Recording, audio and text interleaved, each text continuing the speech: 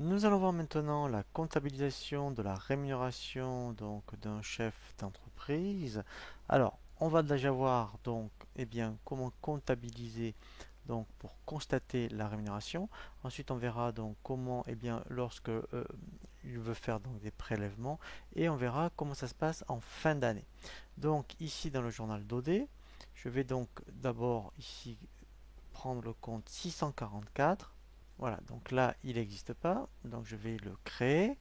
Donc en fait, le 644, c'est rémunération du travail de l'exploitant, hein. Donc là, on n'utilise pas le 641 qui est pour les salariés, donc du travail exploitant. Voilà, donc tous les mois, en fait, hein, par exemple, là, je mettrai, mettons, 2000 euros. Et je vais créditer ici le compte 108, puisque après, vous allez voir, donc quand tous les mois vous voulez faire des prélèvements, eh bien en fait, hein, vous allez débiter, donc je vais dans le journal de banque, on va débiter le compte 108 et créditer donc le compte 512, hein. Voilà, donc il faut toujours faire cette écriture, hein. Donc en amont 644 112 parce que 108 pardon, parce que si donc à chaque fois vous débitez le 108 mais que en fait vous ne l'avez pas crédité auparavant, ça va poser un problème en fin d'année parce que vous allez avoir un compte débiteur au niveau du 108, hein.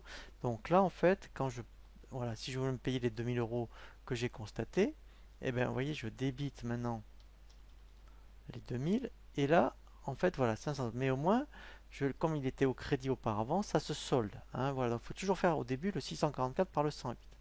Et ensuite en fin d'année, donc là je vais aller dans les OD, et bien donc si vous avez effectivement donc toujours un solde donc qui est créditeur, et bien à la fin de l'année, donc puisque ça se constate, hein, dans le compte de résultat, on va donc ici, donc si admettons dans le compte 108 il vous restait 3000 euros au crédit, enfin au 31/12, et bien on le débite ici de 3000 euros par exemple, et là en fait on va créditer un compte 700, voilà, 97, c'est ce qu'on appelle un transfert de charge. Voilà, donc là c'est en fait, hein, c'est un transfert de charge exceptionnel, et là je l'appelle transfert de charge exceptionnel. Voilà, hein, donc ça, voilà, hein, donc il faut vraiment le faire, hein, puisqu'en plus comme ça fait partie du compte de résultat. Donc là au moins après ça va rentrer en ligne de compte, hein, de votre activité, voilà, et au moins après vous aurez un compte 108 à 0.